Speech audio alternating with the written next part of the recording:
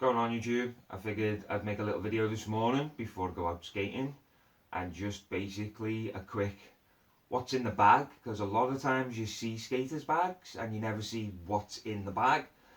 Now I figured if I'm going to show you my progression through aggressive skating, I figured I may as well show you the progression of my bag as well and what I'm going to carry around from now until I start getting a bit further along and start getting spare wheels and bearings and etc. So I figured I'd just show you what a beginner like myself carries in my skate bag. So first thing obviously is wrist guards, elbow pads, definitely a helmet, most definitely. If you're a beginner like myself, helmet is key. Like I've already scratched the hell out of the top of it. I mean, because I have landed on my bonds a few times.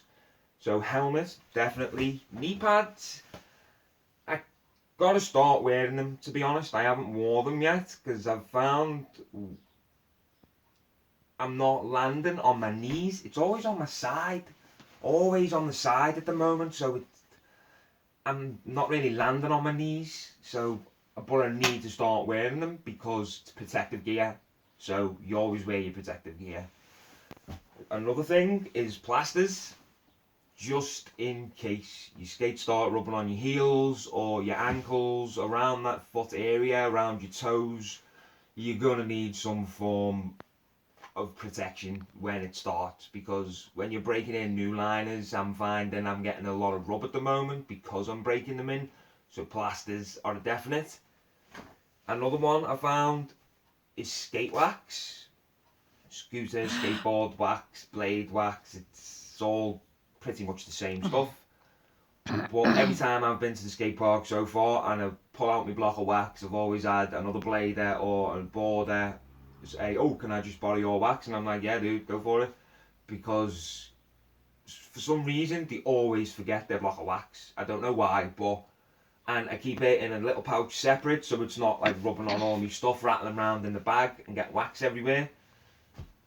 Another thing is Allen keys are key for when you're blading, but all different sized ones, because you've got multiple different sized nuts, multiple sized Allen key heads and bolts and stuff, like ranging from the smallest to medium sized, and a long one so you can get from basically past your anti-rocker down in, so you can reach the inside bolts without actually having to take wheels off. So you always just need spare tools, because you're going to find eventually when you start wearing your skates in, it's going to loosen up. A lot of stuff is going to start loosening up, like your wheel nuts and basically your sole plates are going to start getting loose. So you just need tools, because you're going to hear rattles and clicks and clacks and you're just going to need to start tightening stuff up. And another thing that I actually haven't got yet that I have to invest in is when you're putting in like spare nuts and spare bolts back in, they suggest that you buy I think it's called like thread lock, and it's basically, if you can see on this tiny little bolt that I've kept, it's like a little blue substance on it. It's basically, you get a little tube, a thread lock that I've got to defo get one, and you put a little bit on and rub it round, and then basically when you put the bolt in, it will stay tight. It won't start loosening off when you start landing from ollies on your blades or coming down 180 in from vert. They will hold a hell of a lot better. So that is an investment I need to make. So yeah, it's just a must. It is a must. And another thing for definite is water. You should always take enough water for the amount of time you're going to go out skating. Like I've found at the moment, I'm taking 2 litres at a time. These are just little bottles I'm using for an example. But I'm taking like 2 litres of water, because over the past 3 sessions, I've skated 10 hours in 3 sessions. A 2-hour session and 2 4-hour sessions. And it's because I didn't want to stop. So it gets addictive as well. You just want to reach that next level of progression all the time.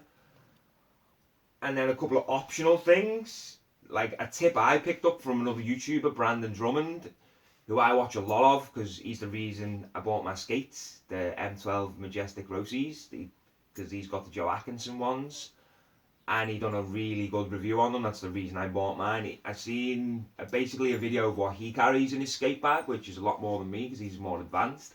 But one thing he suggested was these little carabines that rock climbers use, because you'll see on a lot of aggressive skates they come with like this handy carry handle on the liner. So it's basically get a couple of carabines, and instead of having a bag big enough to put your skates in, you just basically attach the carabines to the side of your bag and carry your skates on the outside of your bag. And since he suggested it and I've seen his little video of him, like he's got a giant one, he carries both of them on, but I couldn't not have them then, because it was just such a good little suggestion from someone else who's been skating a hell of a lot longer. And it was, you just can't go wrong with a couple of carabines, you can't. And other optionals are wireless earphones for when you're in the skate park on your own and you just want to put on some tunes. And also if there's other people there and they don't want music on, you can also keep your music personal. Because a lot of the times you'll find that in some skate parks they'll have someone will put a speaker on, and not everyone's okay with that. That's why the other optional thing is a little portable wireless speaker.